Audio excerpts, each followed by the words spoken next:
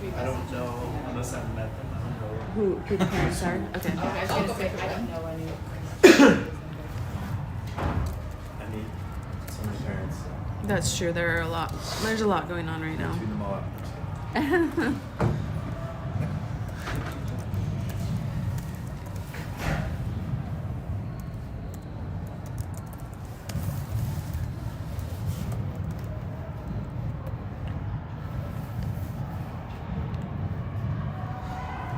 I only got text from I think 4-ish people that they couldn't come Okay. to be. So I know Lexi and Yeah, the TNs, Ari's. Ari's parents, our Eden parents. That's me. That's you. No, Edith's mom. Edith. Oh no, I meant Oh. Eden. We have Oh. two girls Oh. that live in Eden. I saw them walking out when I Yeah, walked they in. leave early today, but they were gonna join remote, and then yeah, your Edith's. Oh, Yeah. Okay, got it. I was like, wow, there's an Eden? That's going to be a really complicated time for you. With calling people's names, that's too close. Get done early. I didn't know that they were gonna be using this room.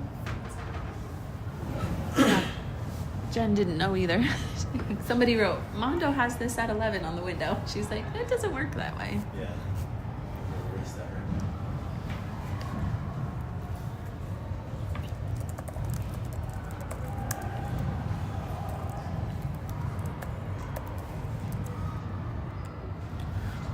I'm just learning how to do this, so I'm trying to see I'm who's on super here. impressed. This is amazing. I'm trying, like, my husband does it on, for his video, like, for his team. But I don't know how to see who's in the meeting. I'm like, What is this one? this is, well, it's YouTube, but it's Streamlabs that, like, will upload to YouTube. So I'm trying to see, like, it shows there's people, there was three people here, but I don't know. I can't tell who's on right now. And I'm still trying to learn this. Hey.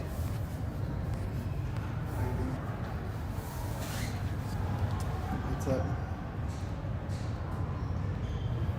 I posted because it's Rob's channel, so I just posted his YouTube So channel. it'll be recorded, right? Yes. Yeah, he said it will immediately upload onto. Okay. It will immediately upload onto YouTube. Yeah, that's fine. Good. Mondo's team was in here before, so it started. It is what it is. You can join if you want, or you can go do whatever. I don't care. Okay. Yeah, she's like, let's get out of here.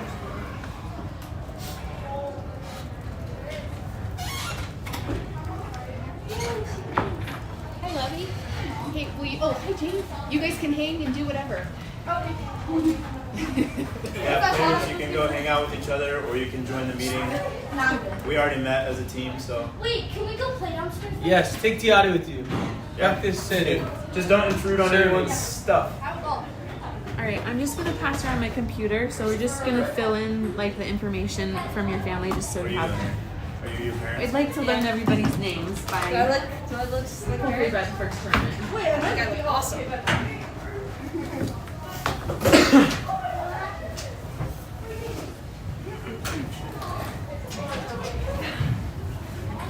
Hi, how are you?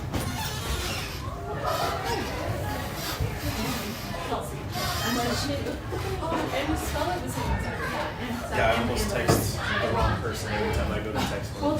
We'll just take it to the three of us. We and could I'll do get that. confused. Yeah. Is this everyone?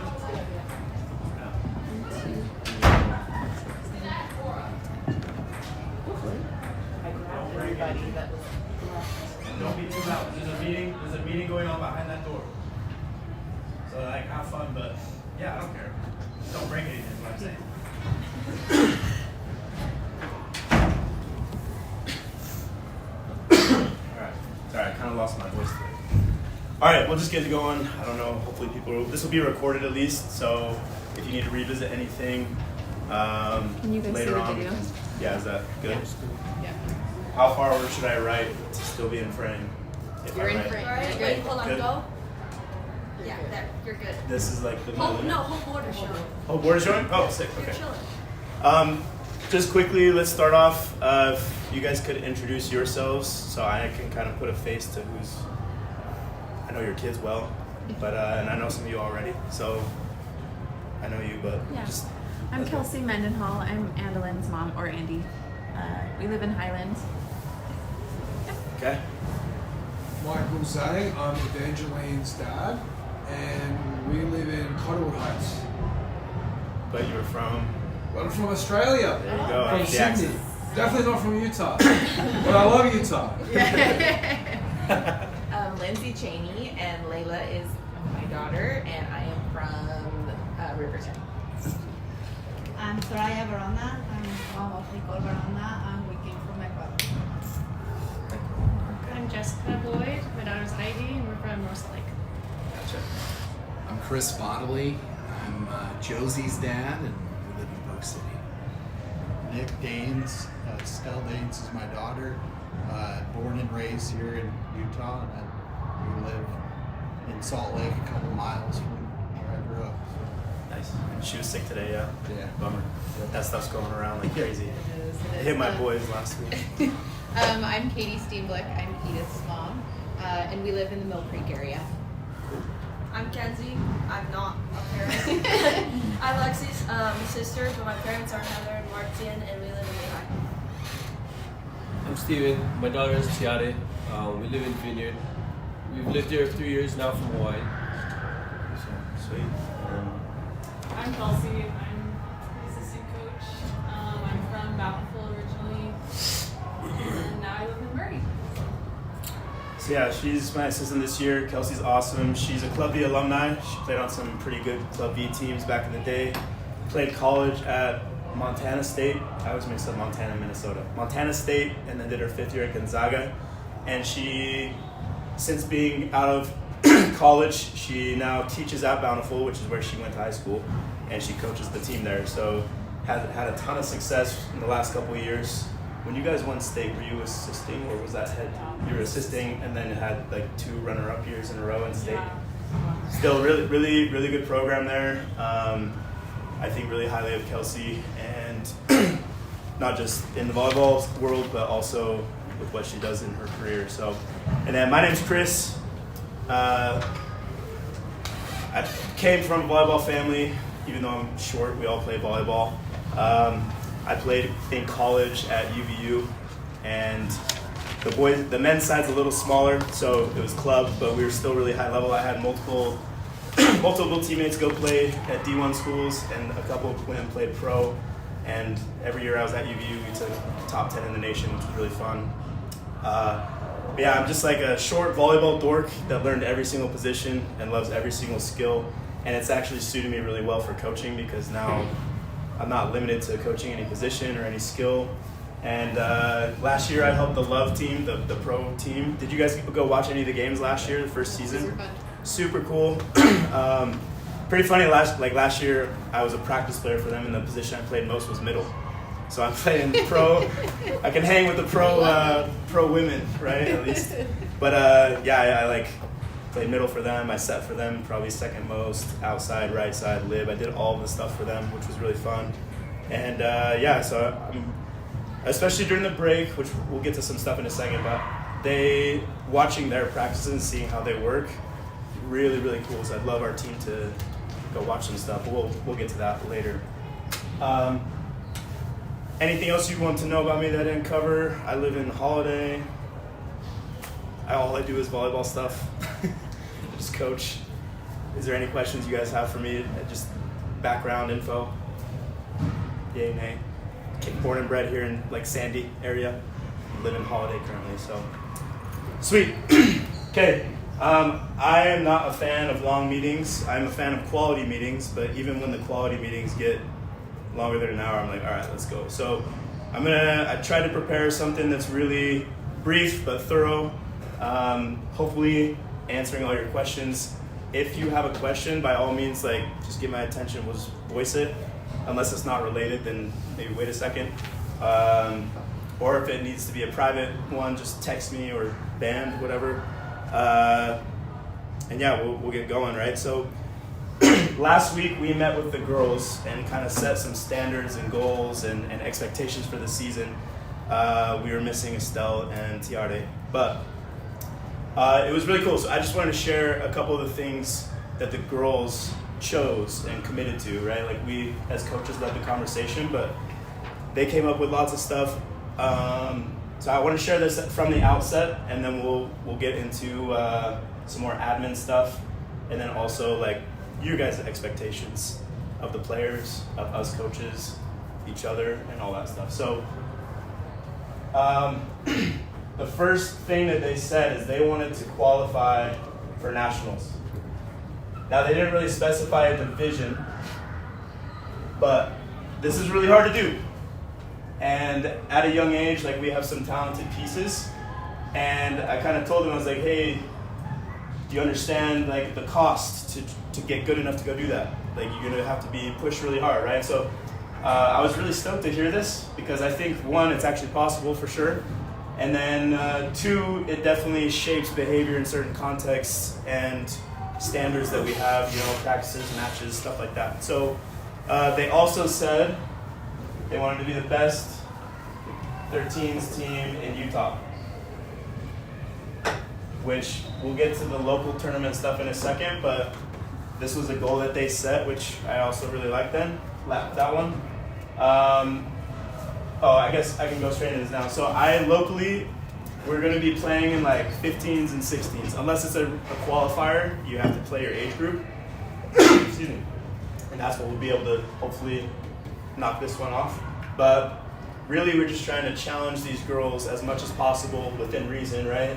And especially because they want to do this. So it's like, hey, let's go play older, more experienced, sometimes older, more experienced, more physical girls, and let's see if we can like operate within our systems. Yes? How do you qualify for nationals? Good question. So the travel tournaments, there's one like regional tournament where you have to like every qualifier tournament has a certain amount of bids, and so you have to basically, if there's 3 bids, then you got to finish top 3. Unless, however, there's like 5 teams there that are already qualified, then those 3 bids would trickle down to the next 3 after those 5 if they finish in the top. Does that make sense? So potentially, like I've had teams qualify by taking 8th because the tournament was so stacked. So it's kind of a way that they do that there. So for us, if you look at our travel tournaments, Salt Lake Showdown and Red Rock are like the 2 main qualifiers, and you can find that info in band. Everyone should be on that because we've worked really hard to get the band going. We have the local tournament schedule just uploaded today, I think, right? We're soon to be tomorrow, if not. So you guys can put that into your calendars. But just know that we're going to be trying to play up just to push these kids, get them to a level they didn't think that they could achieve, right? Which leads to the second one here. Does that answer the question? Okay. They wanted at local tournaments to finish in the gold bracket every time, which we'll see. I don't know the local tournaments here. The best top teams play in like a power league, so you have all the best 15s, 16s, 17s, 18s playing a power league. We're not going to be in that power league, but we will be in 15, 16. So I don't know what those teams necessarily look like. So locally there. So we'll see how this goes. I think if we do the right things, we have the pieces to be able to do it. So, and then the last thing here that they really harped on was how do I want to phrase this? Shorten it. We'll just say personal proficiency at all skills and increase athleticism, which of course is going to happen because they're young growing kids, but like, can we really accelerate it with certain stuff, right? So this is the thing the girls chose, right? And I think that's awesome. And last Wednesday we had a pretty gnarly practice. You might have heard about it from your kids. What's funny about that is, so like part of the discussion we had after like, hey, qualifying for nationals, you want to do that, there's certain things that can never happen and certain things that we have to do. So that's the way that I really operate when we're defining goals. Like, it's not the goals that separates who wins or loses. It's the systems you implement and then the accountability you have according to those expectations, right? And so at the practice last week, all it was, we have like by the way, we asked the players of like what, so we kind of listed like intolerable things, and we're like, hey, if these things happen in practice, then what do you want us as coaches to do? And they're like, 6 lines, burpees, stuff like that. And I was like, okay. And so the first practice we had on Wednesday, all it was is every time we hit in the net, that was a strike. And every 3 strikes, we did 6 lines. And we might have done triple digits, honestly, of lines. But I thought it was really cool because at the end of practice, I was like, hey, did we push you guys too hard or no? And they all said no. So either they were lying because they were scared but I didn't really get that sense. I feel like I got a good read on them, which makes me really optimistic that we can push these kids a lot. I have no intentions of making them run that much every time. We didn't do that today. But that's the kind of way that I structure practices and some of the stuff that they expected of us, right? So let's get into some administrative stuff. And I'm going to cover practices.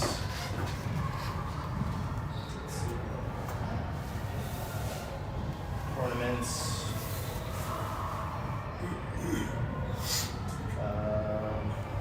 Cover band if we need to. It should be short. And then team activities. Okay, so a couple things on practices. We've got a lot of questions about the break. One thing that I want to do, and I coach multiple teams, one thing that I want to do is give as much training opportunities to all my teams as possible. So might be an early break for me, but I'm willing to do it for these kids. I am essentially going to reserve a court every single day, and I'll just say, like, hey, mandatory, you have to come to 2 sessions a week. That's it. Maybe one less if it's like the week of Christmas. If people are out of town, I understand too. But just so that we have that clear, and then if you want to come to more, you can come to 4 or 5 days a week, right? So only thing about that is my boys team is only south, and then my 18s girls go north and south. So I think the south teams I'll do in the mornings, and so up here the north courts I'll get in the afternoons, especially because, well, you could probably do mornings since you'd be out of school, right?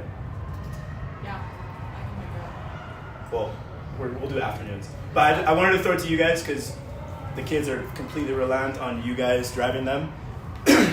I appreciate you guys mentioning where you kind of live so we can get an idea of carpools if you haven't already done that. But what time of day would be best during the break for if we did like afternoon that I could reserve the courts? What date is the break? Yeah, what is the break date? Depends on when kids are out of school, right? I think We get out at like the 19th. 19th Yeah. to the 6th. Yeah, so usually December 19th to Jan 6th is about right. So, is that 2 weeks? Yeah, so, and then the 19th, is Christmas on a Thursday this year? Yeah. Okay, so yeah, that week I could do, Monday, Tuesday, and then we could do Friday, Saturday, I don't care. And then we could also say that's 1 week, you know what I mean? But what time of day would be most ideal, assuming your kids are out of school? Because I know people work, but I wanted to see, because there's going to be plenty of court space. I'll just reserve it really consistently. But that doesn't have to necessarily be answered now. It doesn't have to be answered before I reserve the courts, right? But does that make sense? And then we can just kind of plan carpools around that. I would say, because since I'm doing morning down south, I think that's from 9 to 11. I've reserved those ones. So earliest I could probably do comfortably would be like 1, and then I could do later if needed. But could we practice in the south? They're not opening the facility after like noon. That's why I'm doing mornings down there. And then also most of this team is north, so I don't think we get a lot of people We there. can work out a carpool though, because we're Utah County, and They're in Lehigh, yeah. Oh, everybody else and lives over here. Lehigh. Does the train come by here? No. Yes. I don't know how far it comes Yes, up. it does. It's like You could ride the bike from the train, kind of. that way. I will Or them? take. We No, will get that's- Sierra. We'll get her in a Things carpool. things we had to do, right? Gets the bus, you know. I'm not gonna let your 12-year-old, 13-year-old daughter. She can ride with us. So yeah, we'll operate that stuff. But just be thinking about and let us know in the team chat of during the break what afternoon block of time would work best consistently, and then I'll reserve those courts. Okay. How many people like have to go later because they're working? Can people do afternoon, or do we need to do it later? Like evening. Yeah, because people are working and can't get up here. If you did mornings, like I could help, just because my schedule is flexible. Like I could, you know, if everybody meets closer to the freeway and I just grab the kids and drop them here and So somebody. his point is I've already his committed boy- my mornings yeah, down to south the- for to my the boys' and So my it has to be teens. from like noon to Yeah, so it'd have to be afternoon up here. Yeah. afternoon. I'm flexible, so Yeah, flexible. I can Okay. do both. So maybe some of the people that are flexible could like carpool a little more. And I think it's a little more flexible because some of us don't work during Christmas. Perfect. Yeah, that's awesome. Okay, so I'm just gonna tentatively say like 2-ish. Is that okay for now? Ish. A 2-hour session, coach. Yeah, just a 2-hour session. And if there's like a smaller group, we can always like make it shorter. Like, I have no issues with that. And we'll. I just want the kids to get as many reps as possible, right? During break. Okay. One other thing I wanted to touch on with practices. So my 18s go south on Wednesdays. That's why we have to have the later slot, so I have time to drive back up. Last year, I had to do the same thing, but it was back to back, so I had to leave one practice an hour early to get here an hour late. And Reed was like, "No, we're not doing that again. Like, we want you there with the team." So I was like, "Okay." But I know we have some people that live far, so we actually brought this up with the girls in our like goal meeting, and on Wednesdays we were asking them if they'd be willing to come early and, you know, do like a workout or watch some film, which is huge for the young ones. And they were all up for it, but again, we're reliant on you guys to be able to get them there. I will say if we did commit to that as a team, and let's say like 6:30, because she can always be here early, depending on traffic, I could get here in time for that. But it would allow us to, you know, teach them how to work out a little bit in a safe way. The film study is such an underrated thing, and I don't like taking rep time from court time to watch film unless we have to, and so that would be super effective. And then also for those that live far, if they have to pull their kids from the practice a little earlier to get them home and go to sleep, I'm much more comfortable letting that happen when we start early. So is that something that you guys would be willing to commit to on Wednesdays? Just 6:30 to 9:30, but you can leave early? Yes. Is that potentially? Is that all season long? Yeah. Unless like barring something different. I don't think Do you coach your boys all season with the girls? boys will be done between February and May. But then they start at the end of May, but usually that's like when school's out, so I can be way more flexible with that stuff, yeah. But I still will have to travel from my 18s that are south. Yeah. So if 6:30 doesn't work, we could do 7. But like if we can't get everyone there, it's not necessarily. I mean, we can still do it. You'd be willing to do it. I'd be willing to do it. Just don't want people missing out if it's like impossible for them. But we could work something out where I could send stuff that we worked on to the people, you know. But I just know, like, we have some people that live in Eden. Some of you guys are in Utah County, so I know when 9:30 finish here is kind of gnarly, even though traffic's not bad. But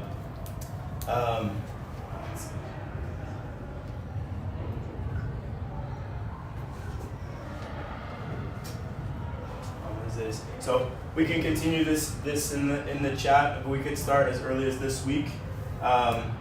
If most of the team is good for it, like I'm gonna plan something regardless, and we'll be in communication about it. So if I can't make it on time, she can start the kids working out and stuff like that. So if everyone's okay with that, that's awesome. I mean, last year you guys did 3-hour things anyway, right? Yeah. Yeah, every single time. So that would just be that one day, and I think it would be really beneficial all season to have that time again to do film and stuff.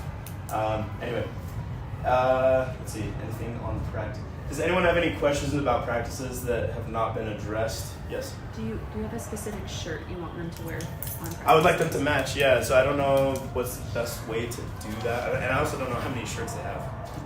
I assume red. They were wearing white today. Is there black? Yeah. Okay. So maybe if you. So by the way, Kelsey is going to be kind of the team parent, and all my teams, like, I don't like having notifications on because my phone gets blown up, and so I usually do most of my communication through my team rep. So I'll just be like, hey, will you copy paste this and send this out? And it works really well for me. And of course, that doesn't mean you guys can't text me. Like, for sure, text me if there's something you need. But so maybe we can plan that through you, or have Andy decide or something. I don't care. But I would like them to match, right? That'd be great. Anything else with practices? Does anyone have any questions? I don't know if they can ask questions on the chat thing, but Yeah, I'm not super familiar with them actually. if you have questions about stuff that you think of later, just text me after, and we'll get that stuff to you. Okay, tournaments. So like I said, locally we'll be playing up unless it's a qualifier, then we'll play our age. We have a lot of players on the roster, so I'm willing to add more local tournaments just to get more kids to be able to play. I haven't necessarily looked super thoroughly at when I could fit those weekends in, but I don't know if anyone has any really tight schedules where it'd be trouble in that way, but Are the 13s and 18s typically for the local, are they on the same weekends, or are you already doing different weekends with your 18s too? there's not many conflicts. I think I can't remember, there might be only one or two, but I've had some weird stuff with my 18 schedule that's changing around, so it's not super finalized yet, but Maybe just send me what you have for your other teams. yeah, and look at those dates. I'll look at that. I know none of the travels conflict, which is like the big ones. Okay. But some of the local ones may. But with using Sprocket, it should be really easy. Like, if people can't go, like, they won't get billed for it. Does that make sense? We already have our base number of tournaments that we have, and then for those that, you know, if you guys want me to add a tournament, I can add a tournament this weekend, and if only like 9 of the girls can show up, then those are the 9 that will be billed through Sprockets. It makes it actually pretty seamless. So one thing with tournaments, this is when we go to travel tournaments, when we go to travel tournaments, there's sometimes the option of a servant pass, meaning we can get in the gym the night before and have an hour of court time, get used to the environment, the lights, the court itself, the space. And so planning to travel like the day before to get there in the like early afternoon is best. And the other reason I like that is some of the tournaments don't allow the court time, but if we're all there, it allows us to just go get dinner as a team or something, whether we have AM or PM wave. So that's an expectation I like to set with my teams because I do like a lot of this stuff. And so plan for serve and pass. And I understand when some things come up, and so as long as it's communicated, we're all good there. But for the most part, planning on serve and pass, so traveling, getting there,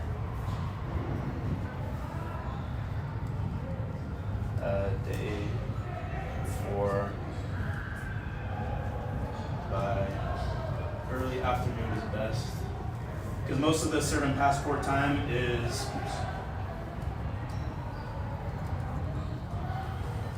most of the serve and pass court time is like, I've gone as early as 4 p.m. and as late as 9 p.m. So it's all kind of different. I'll get into a little bit more on tournaments. That's just that administrative stuff. But we'll get to like expectations of players and parents in a second. Band, I already brought this up, but Kelsey will do most of the communication there. So have your notifications on if you do not. Team activities, with having our group spread out kind of far and them reliant on you guys, it's really easy to do these at travel tournaments or after tournaments in general. Even just something as simple as getting food. or ice cream. I don't care what it is. But our kids really get along, which is cool. And so if they organize stuff, I love that. I think that helps so much, especially on the girls' side, just building that team chemistry. And if we have some people who have, homes that can kind of accommodate some activities, it'd be great to know, and we can kind of organize some stuff around that and give these girls opportunity to really get to know each other more off the court and get bonded, and it really translates on the court, than in my experience. With how young they are and reliant on you guys, I try to give my teams once a month to try and get together, especially the older kids. You just go hang out. My 18s are hanging out right now after practice, getting food and ice cream, I think. But and again, this is not necessarily mandatory, but even if one person, 2 people can't go, not a reason to cancel the whole thing, right? So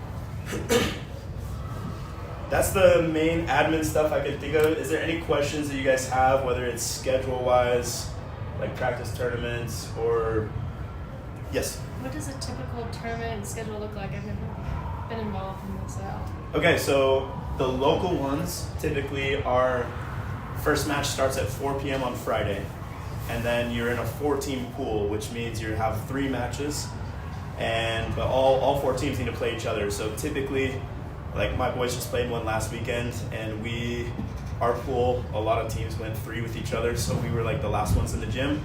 So we got there, the first match starts at 4, so you got to get there a little early.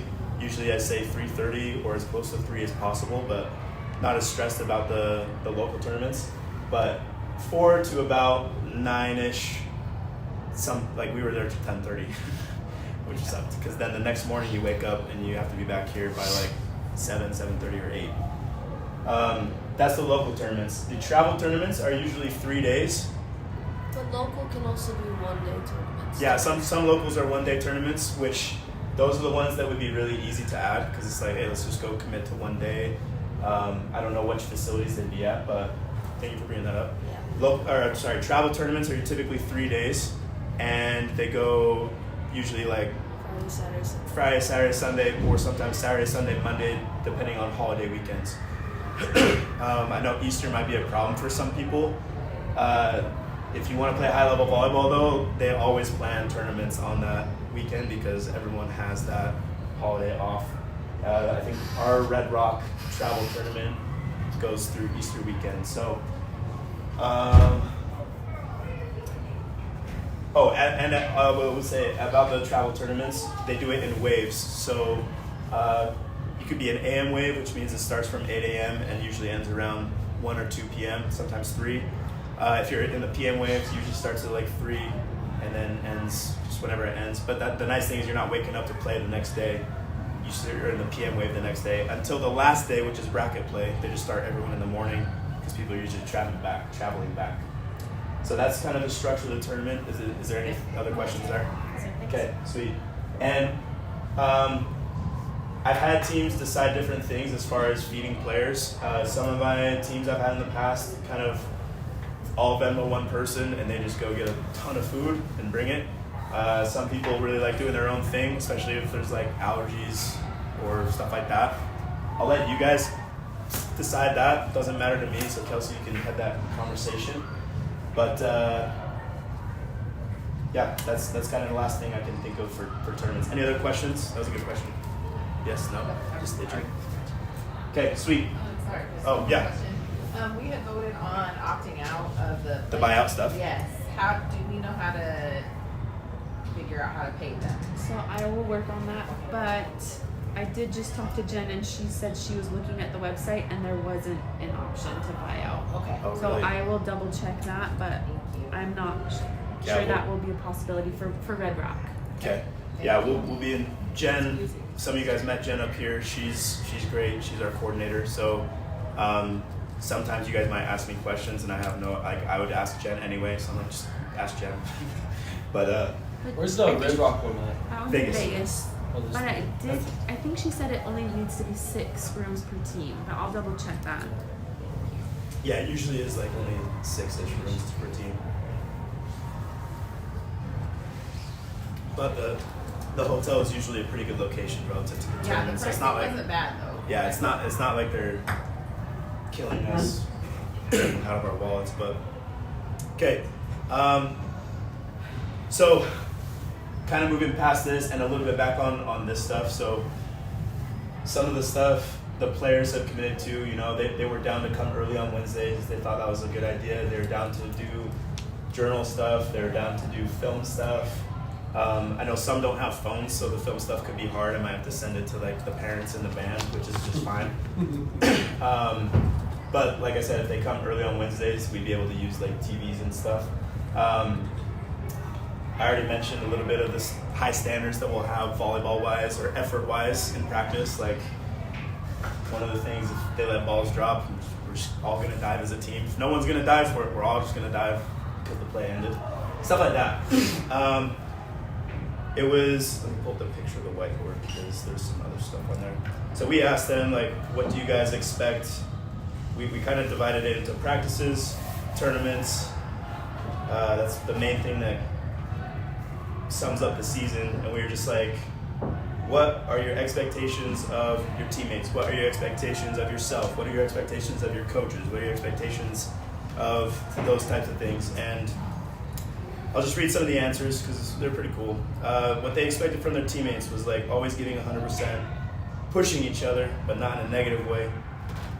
Focus, no goofing off, but still having fun. And then we did talk about the Wednesday thing.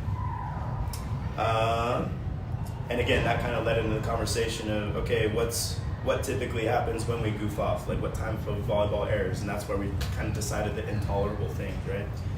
What did they expect of us coaches? They said to challenging drills, lots of information and knowledge, always building, so like constructive, all that stuff. And things they said of themselves is preparation, not just physically, but mentally and emotionally, getting prepared to come give your 100% and to deal with when things go bad, right? And let's see. Now we get to tournaments, and this is where typically there's a lot of potential for problems with like playing time stuff. So what they expected of their teammates, it sounded very similar to what practices sound like. So always giving 100%, focus, cheering for each other, even the ones that are off the court, pushing each other as well positively. What they expected of coaches was, let's see, oh man, I can't read my own handwriting here. Pushing the team, building again, and then they said, what does that say? Oh yeah, the ability to make tough decisions in regards to, you know, qualifying. And I'll get to that in a second. Here's what they said, what they expected from their parents at tournaments. They said, some of these answers are cool too. They said support, avoiding judgment, being judgmental. They said also with support, it said don't just support me, but support the team. I thought that was a really cool one. They said no drama. And I was like, what does that mean? what is drama? And they were like, no yelling at the refs. They said, no bad mouthing other people on the team. Let the coaches coach. That's basically it. That's the, yeah. And then one thing they said that was funny was they wanted you guys to match outfits. So I'll let you guys decide that. Probably just club merch is the easiest. But we can all wear cowboy boots like Steven. Oh, surf shorts and slippers when we go to Vegas because it's hot. But that was a funny one. They're like, we want them to match outfits. I was like, I'll tell them, but I can't make any promises, right? So, and let's see. So I wanted to kind of throw this, just a quick short discussion. That was what the players, expect of us coaches and of each other and of you guys. But I wanted to throw the questions from you guys. This doesn't have to be super thorough by any means, but it'd be a great message for them to hear. What are some things that you guys expect of your daughters in practices? Work hard, be kind. Work hard, be kind. I like it. Anything else anyone wants to add there? Sums it up. Okay. What do you guys expect of us coaches at practices? And you can please be honest. Work hard, be kind. Work hard, be kind. I like that. Especially for Lexi, she likes to goof off. And so my parents said that if she does, then just get on her. Yeah, your parents have told me multiple times, like, make her tired. Like, make her tired. She better come home tired. I'm like, all right. I think accountability is the one thing that I remind my daughter is like, don't waste people's time. You know, when you commit to a team, to a coach, like, don't show up at 5:15 and think you're gonna be ready at 5:30. Like, try to get there early. And it's obviously I'm the driver, right? But I was telling her, like, there's like how you prepare before you get to practice is gonna really determine how you practice, and then. So us like, holding them accountable. Yeah, holding them accountable and an effort, and I think one thing I wanted to say was just like I always tell my kids, you're in a, if I can say it in Tongan it'd be easier, but you're in a chat, you're not in a comparison for the person next to you, but you're with your own self. It doesn't, I don't know how you say that properly. You're not competing with others, you're competing. Yeah, you're competing with yourself. So every day you gotta bring your 100% of yourself, and then you expect the same out of every teammate. Like, just work your hardest, and that's all that matters, you know. The results, it is what it is, you know. Yeah. Okay, we'll keep that in our messaging. Just to give you an insight into how I structure practices, I'm always, I'm never gonna hold anyone to a standard they don't commit to and choose to. That's just an a-hole that does that. And so I really build, like, they want challenging drills, but they have to understand, like, there's two different things. There's like really learning something you've never done before, and that's obviously not something we're gonna punish them for, but the emphasis is gonna be on focus on intent and execute on that intent. That's the standard. Put the effort in that direction. And then as soon as they prove they can do it, now the standard is kind of like there. And it's like, okay, no more hitting in the net. It's like all of them can hit over the net, and so that was our standard for the first practice. Also, we wanted to kind of set the tone for like pushing them hard. But that's my approach as a coach. So as soon as they can prove that they can do it and pick up the new skill, then it's like, hey, we have to hold you accountable to do those things. And like, are you willing to commit? Are you willing to commit? Are you willing to commit? And make them verbally say, yes, I can do that, coach. And it's like, okay, then let's go. And we know if we don't do it, I have that like 3-strike system I've been using. Like every 3 strikes, there's something, because that's the new standard, right? And I've seen it work really well with my teams because there's no time to slack off. You have to be locked in all the time, and yeah, that's how I structure practices and how I hold kids accountable. And if you have any issues with that at all, like, just let me know. Let's see. Let's move to tournaments now. What do you expect of your daughters in tournaments? Same thing, work hard, be kind. Anything else? Make sure they get proper rest. Yeah, I like that. Nutrition. Rest and nutrition. Oh, that was one thing I wrote off to the side of what they expected of their parents was nutrition. I forgot to say that one. It was like, we ran out of room. But yeah, thanks for bringing that up. And you guys do have a big influence on that. Yes? I guess I have a question for not just the tournaments, but practice as well. Yeah. If you're holding them accountable, you know, for performance, hitting in the net, how do you also encourage them to be aggressive? So like last week, I told them we're trying to jump as high as we can and swing up into our highest point. Like that is the technical cue. And I promised them if they did that every time, they would never hit in the net, even the shortest players like Lexi, right? And so I said, I don't care if this goes out, I want you to jump high and swing hard. And if you hit into the net, something went really wrong with your alignment, and that's not okay. And so that's kind of, I'm very clear about the parameters of what's going on, because we are trying to, like you said, I like the question, you're trying to build the right mentality, but also hold them to a certain standard of stuff. And so, especially with the trainings we had done on the Tuesdays, we had covered a lot of the technique on how to get in alignment in order to swing and do that stuff. So that's why I was comfortable with kind of setting that precedent for that practice. And yeah, they took some really good swings. They also hit in the net a lot too still, but it was cool because seeing them like progress through it. Because I don't like if they're scared of the punishment, then yeah, I'm doing something wrong. Like if that's overtaking their ability to focus and deliberately practice, of course I'm doing it wrong, and I try to read that situation as much as possible.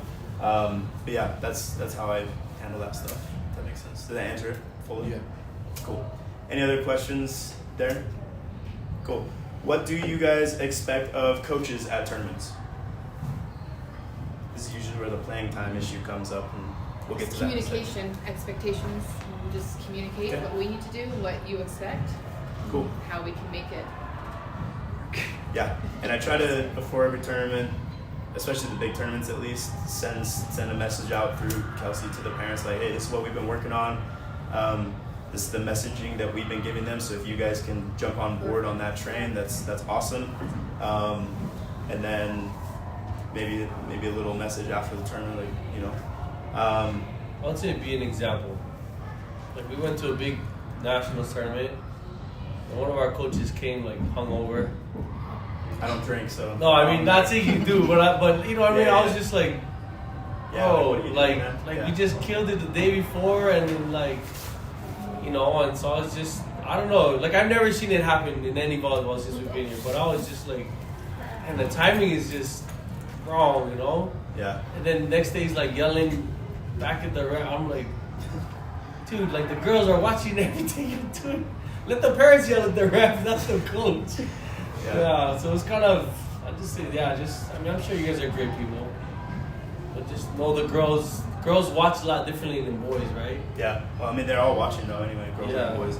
So yeah, I don't like holding my teams to high standards when I'm not willing to do it myself, and so I can promise you from my end, not that I'm perfect for sure, but that I do hold myself to a high standard, and some of you guys have experienced me before, and I think you can vouch for me, and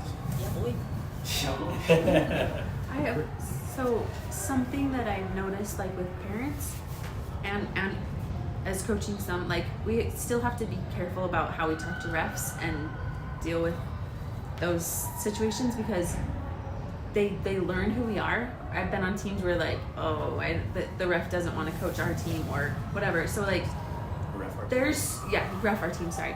So we just need to be careful with that because there's oftentimes like even if we say something, the ref's not going to change anything, but they hear the parents in the background. So we just need to be careful that like I've been on teams where the refs don't want to ref us, and I've been on teams where they do want to ref us, and it's a very different vibe for the games. Yeah, it is true. Like your energy towards them can influence their decisions and willingness to do stuff. I have a great reputation with the refs. I've never gotten a yellow card, except for one that they jokingly gave me one because I coached her son.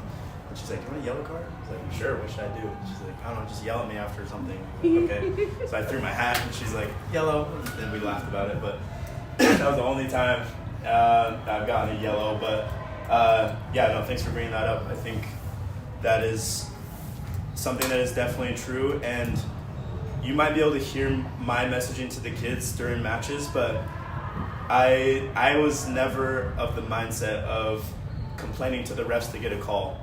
Like if the other team was doing that, I was like, "Hey, take the point, watch me win the next one."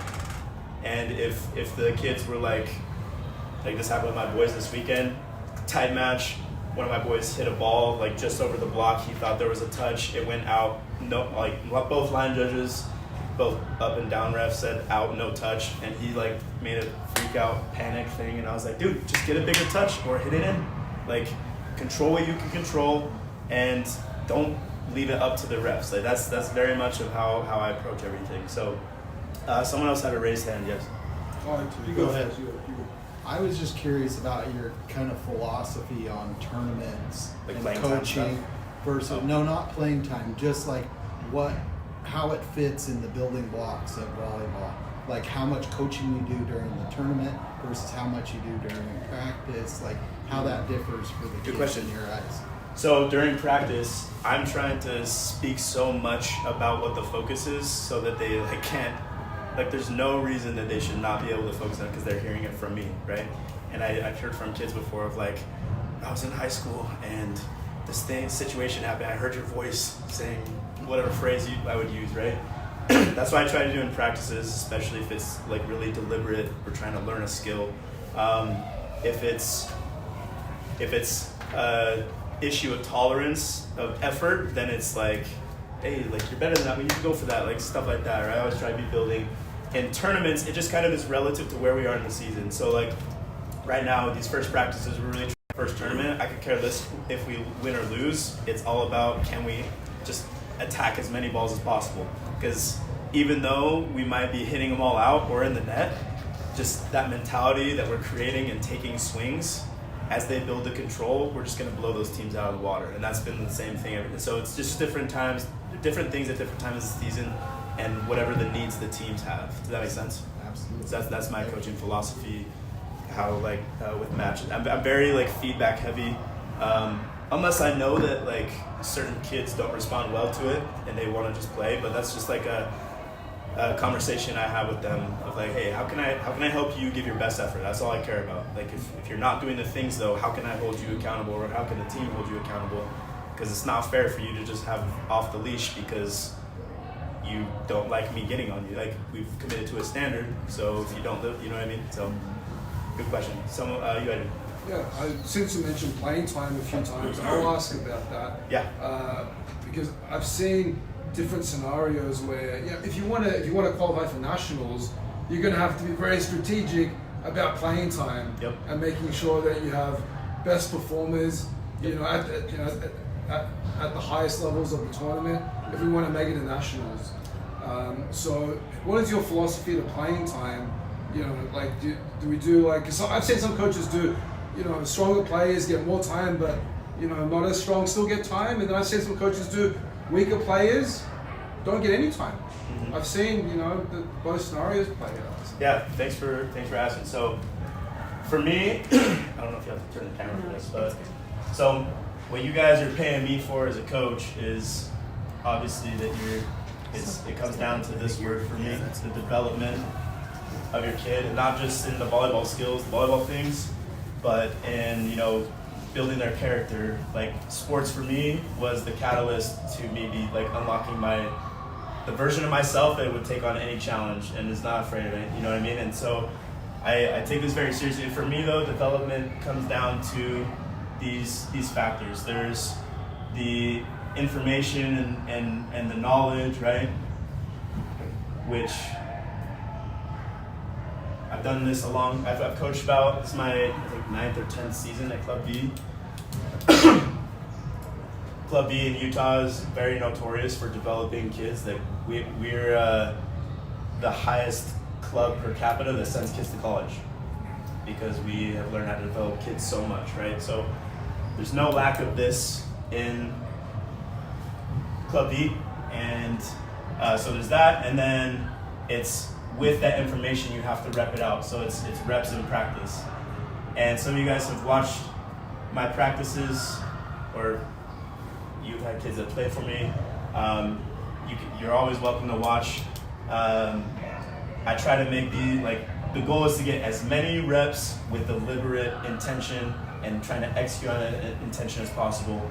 That's the teams that have gotten better faster than anyone else. Like, my goal is not necessarily to be the best team, but to be the best team at getting better. And the more the kids can learn to deliberately practice, they're set up for the future. And so, like, I've seen a lot of coaches not like they give their starters more reps than the others. Like, that's not gonna happen with me. Everyone, especially with this young age, I don't want to pigeonhole any kid of like, you're gonna be a setter, you're gonna be a middle, you're gonna be this. It's like, no, volleyball has all these skills, 6 skills if you want to be specific. They have 6 skills. You're gonna learn at least the technical ins and outs of those skills. There's a bunch of different positions. Some are more nuanced, so we'll have to like I'm not gonna train everyone to be like a setter, but those that want to be a setter, they will get the training, But everyone's gonna know how to set a ball, and everyone's gonna know what a good set looks like that's most hittable. Does that make sense? So they'll know the skill. They may not understand the position fully, But like last year, I had 13s and I only had one middle, so I had to teach a bunch of different people how to play a bunch of different positions. And we had a tournament. We were playing up in I can't remember if it was 14s or 15s. I only had 7 girls come, but we were able to do like 7 different lineups, and we won that tournament, which was really cool. And it's just a credit to them for getting better, but also like that was my philosophy in developing them in practices, right? So now, so the information, you need to rep that information, get familiar with it. And then the last one is, I call this showcase opportunities. AKA when the lights are on in matches, the opportunities to build the evidence of why they deserve to be on the court. To your point, if this is a goal, and this is a conversation that I had with the players as well, if this is a thing you guys want to do, there are going to be times when I have to lean into the best lineup, when I have to do that.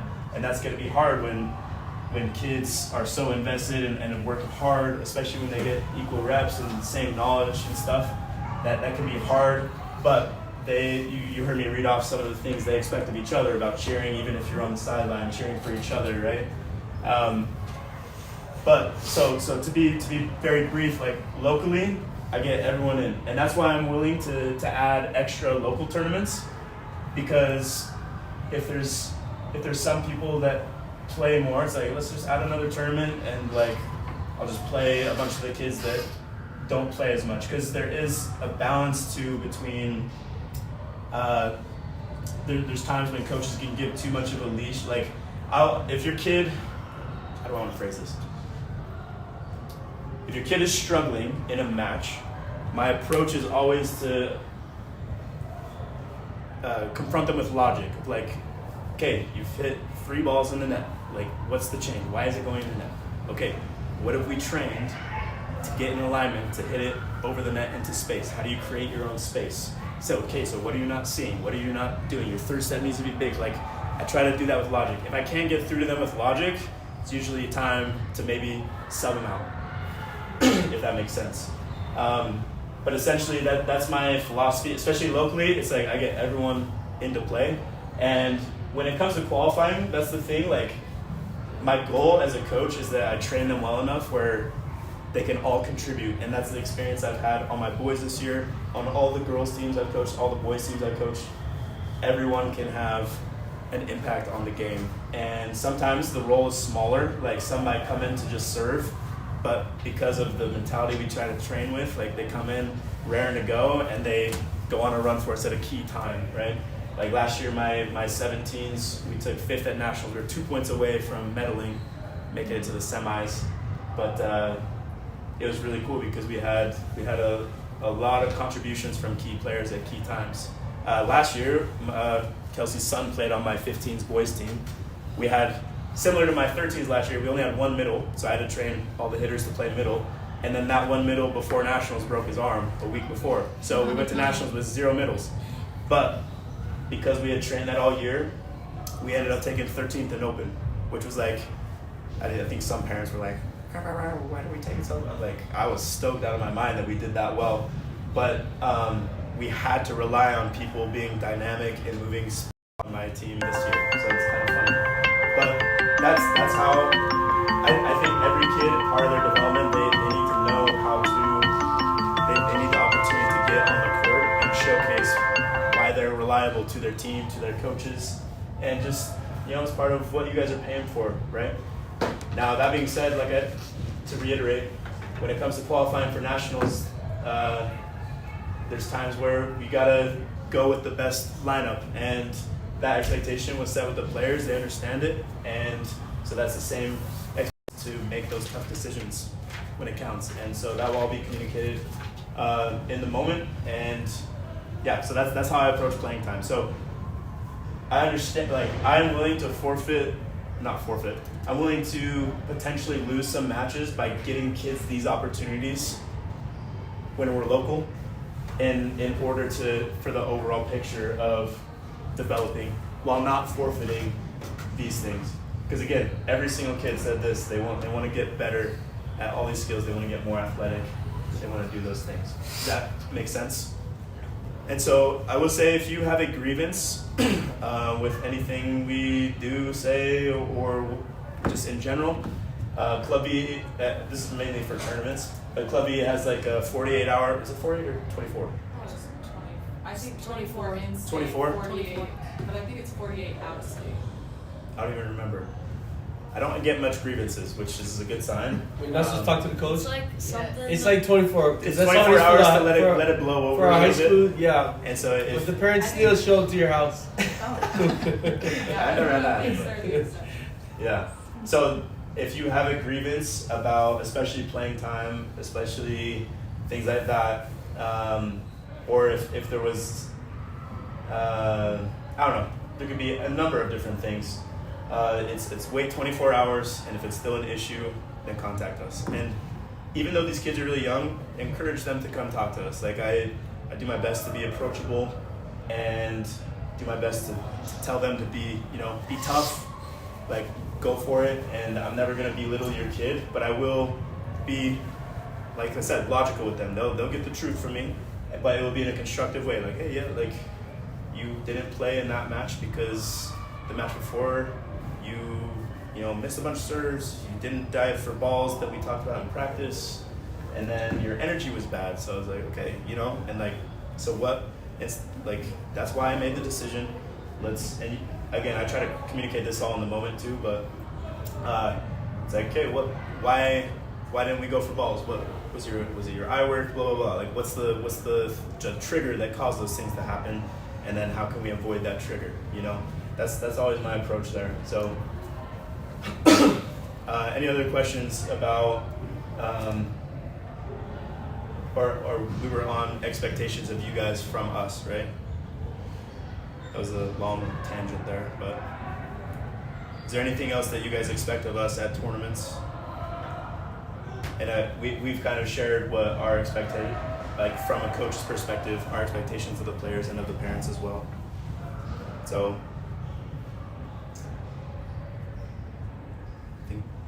I think that's everything I wanted to cover. So if there's no questions now, if it's because it's like one you're afraid to ask, just text me personally.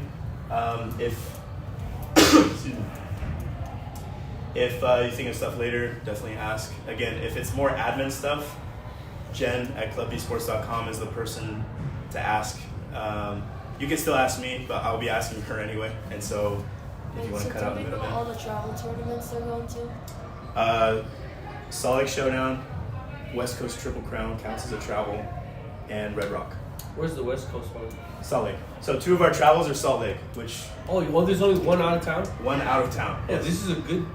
Yeah, it saves Good us a bunch of money. Yeah. I've had teams in the past where we went everywhere. Yeah. It was... Well, I was gonna say, I've had teams in the past that are really gung-ho about this, and they want to go to more qualifiers. I'm open to go to as much as you guys are willing to pay for, but I understand how much of a thing that is. And so those are our 3 promised travel tournaments. And if things need to be added, I just have to make sure it works with my schedule and there's no conflicts with my other teams. But yeah, I'm all in for, I love coaching. I'll do it as much as you guys want, basically. Are the in-state tournaments, are they super expensive, or? The qualifiers are generally more pricey, but I Just don't, the ones that you're saying that you can add for like could we? Yeah. No, I don't. Well, that's Jen. I don't know the price of those, but they're, especially one days, I don't think they should be anything crazy. It also depends on how many, I think, teams are registered in it too. Or do we do like scrimmages sometimes within like our in club? Yeah, so it was like a higher age group and like on a Saturday or something. Do you have your done stuff like that? So this facility hosts tournaments almost every weekend in the spring, so it's usually not open. Sometimes I think they used to do Friday Night Lights. I don't know if they're still doing it, but typically the first Friday of every month they would do scrimmages like that, where it's just Club B teams come and play. That'll be all communicated to you guys in advance. Wait, So, Kris, yep. Are you guys gonna go to like nationals if you don't get a bid? That would be up to the team. Yeah. So if we don't qualify for nationals, there are still ways to go to nationals. Where is nationals this year? Is it in Wisconsin for our age group? Okay. So it's a great experience. But again, it just becomes, if we don't qualify, it's just like Minnesota. Okay. Oh, Minnesota's battery. Is it? Or no, that's. Is it? I just see something on the news. Somewhere up there is battery. So yeah, if we don't qualify for nationals, there's still an option for us to go. That would be completely up to you guys. You're the ones paying for it. You're the ones traveling with the kids. So if we do qualify, that's a separate. If we do qualify, the expectation that Club B has for us is to go and do our best. Yeah. And if there's a big, that would be in, I think, June, potentially. I'm trying to remember the dates. I think it's before the older kids. I think it's after us. Is it after? Last year was before. It's after us. My team opted out of it last year. I have a question. Yeah. If we qualify, and maybe this question is for everybody, just think about, you don't have to answer it now. Like, one year we played on a team that qualified, but they were just getting by. And then, like, last year we qualified, and then the team did really well, but then eventually you meet your match, right? So, like I think I just looked at the girls' experience and the team experience, it was, like, totally different, you know? And so I just one thing to think about that I just experienced was, like, you know, when you have a team that's, like, dominating and you can see they're going to go and kill it. Because the teams at Nationals, like, wow, I was blown away. Yeah. The girls from the other states, like, man, they are dominant. Yeah. Yeah. So last year, my 13s, we started off the year not very great. Our last big tournament was Red Rock, and there was 5 open qualified teams already that we played, and it was such a cool thing for me because we beat one of them. We were up and in the matches with the rest of the 4 that we played, and so we didn't get a bid that tournament. But for me, I was like, dude, you guys see, like, how far you've come, because we weren't even winning locally at the beginning of the season, and I can't promise the same necessarily trajectory for this squad. I have high belief in them, and that's reflected in my expectations of them. I wouldn't have expectations super high if it's not in reality. I have a niece that's 18 months old. I'm not expecting her to do a backflip, but that's just unrealistic. But for this team, I think this is a real possibility. And so if we do qualify, the expectation is for us to go and compete. And if there's issues, whether it's like you guys can't travel or money, Club B being attached to Love has a lot of financial aid opportunities. So if you need that, we can talk to Jen and she can send you the information. But that's But that will be an extra, like, nationals. yeah. will be So an extra nationals fee would be an extra past fee. Yeah. the You don't. big- Yeah, until you qualify or register for, because there's divisions where you don't have to qualify that you can go play. A couple years ago, nationals was in Salt Lake, so we're like, let's go because it's not travel. But yeah, that's if this happens, which I hope it does. If not, I just hope that lots of these are really ticked off the achievement board, and that my goal is that the kids have the best time of their lives and be pushed in a way where they're like, look back and like, wow, I cannot believe how good I got this year. That's really the mark of a successful season for me. Yeah. Tie that in with what you're saying. I'd be happy if you qualify for nationals, goal is reached, and then we go and get our butts whooped at the nationals. You're like, hey, we did it, you know? Yeah. Everyone makes their match. Yeah. No, I love it, and it's really good too, because if some of your kids have aspirations to go play college, it's like, hey, that girl's your age, she can do that thing. And like I said, it's not about, for me, being the best. It's about being the best at getting better. Because if we had a higher, faster trajectory of getting better than them, you extrapolate that out a couple of years, they maintain that deliberate practice mindset and access to the right info and knowledge and stuff. Before you know it, we pass them up. And you see that with a lot of our older teams. A lot of our older teams are, like I said, last year we 5th in open. That's amazing, incredible. Yeah. And like sometimes people are like, well, if we're gonna go get our butts kicked, like, where are we gonna go? But having those opportunities and experiences is invaluable. In my high school year, my senior year, we made it to the championship, and everybody froze because we had never been in that type of environment before. But getting these opportunities where they have that, they feel that pressure, they are in a big gym, like though it might not look pretty the first time or the second time, but like having those experiences where they can learn how to play in that environment is really, really important. Yeah, it's true. That qualifier I mentioned last year, my 15s played 5 open level teams. The first match we played against was Wave out of SoCal, and the first set we lost 25-8 because they were so scared, and then we won the second. So it's just like, because the message after was like, dude, why are you guys afraid? Like, it's just volleyball. Yeah, they're good. You guys are good too. Just go do the things we train. And I promise, like, whether we win or lose, it doesn't matter to me, right? And just go give your best effort. Let them fall where we may. If we lose, we figure out why and we work on those things. If we win, awesome. Then we move on to the next, right? So, yeah, thanks for bringing that point up. Okay, does anyone else have anything? Because I've covered everything I want to cover pretty thoroughly. I think we just went over a little bit over an hour. Can I say something? Oh yeah, really Kelsey, quick? go ahead. I just want to kind of reiterate how I just think that volleyball is such an amazing tool. Sports in general is an amazing tool to teach kids these lessons that life teaches you on the long haul, but it's like quick. They learn really quick life lessons. And I went through the club experience, and I trust Kris full-heartedly. I think he's one of the best coaches here. But I know my goal and his goal is to make sure that they have an experience that's like awesome and positive and help them feel empowered and like they can do really hard things.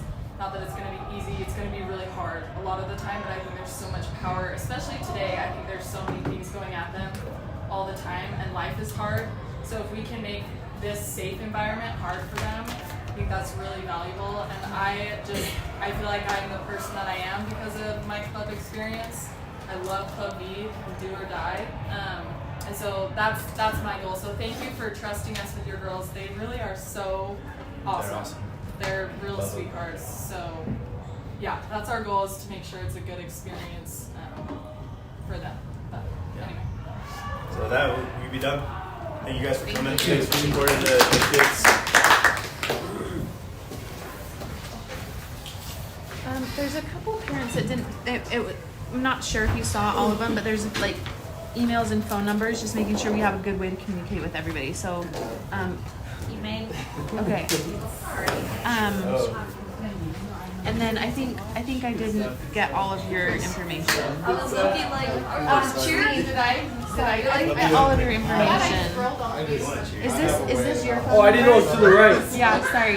Is this Tiare's or yours? Oh, Tiara, yeah, she has a watch. Here. Okay. Sorry. That's okay.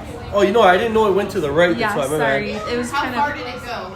There's parent 1 information and parent 2 information. Really? Here, I can do Tiara's. Okay. Is this one your phone number or your wife's phone number? That one is mine. And I can give you Tiara's. Okay. Okay, what's Tiare's? Tiara is 801-691-2414. 2414. Okay. And then is this one's your email? Yeah, she doesn't have an email. That's fine. Okay, and then did you want to put in your wife's information or not worry about it? No, just do mine because Okay, that's fine. she's Whatever. busy with all the other kids. Yeah, whatever communication Yeah. is best for you guys. Okay. And then let's see. Thank you guys. Have a good night. Okay, is this your email? That's Okay, Nicole's phone number. Okay, and then My dad's 6 foot and my mom was 5. yeah. I have your information from last year, so we're good. Yeah, I have your phone number. Do you guys want emails to put your? I don't have your email. They just have your phone numbers. Okay. Okay. Okay. Yeah. So this one, this is for your husband's email. You're in the band, right? Yeah.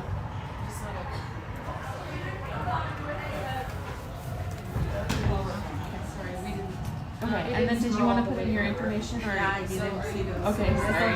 Yeah, okay, and then this is for the parent two information. She's right around the corner. Sorry, I didn't. No, you're good. So we're just getting everybody's information so we have the best ways to communicate it.